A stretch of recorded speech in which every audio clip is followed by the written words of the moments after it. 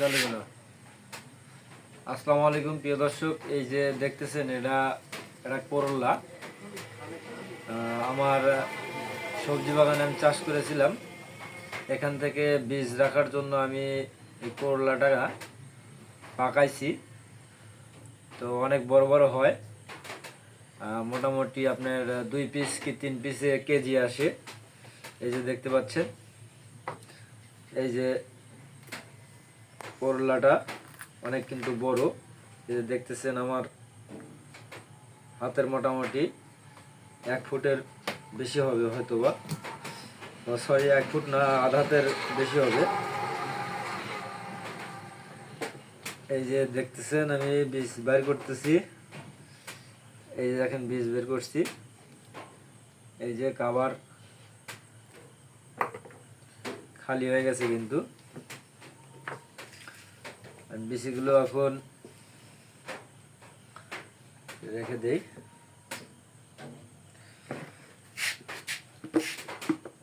এই যে মোটামুটি কত পিস বের হবে দেখা যাক।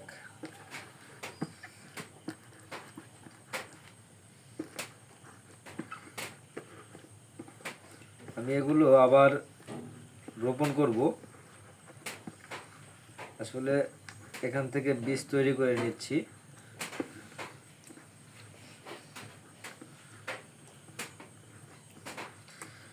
বেশি হবে না, হয়তো বা অল্প কিছু হবে। 1 2 3 4 5 6 7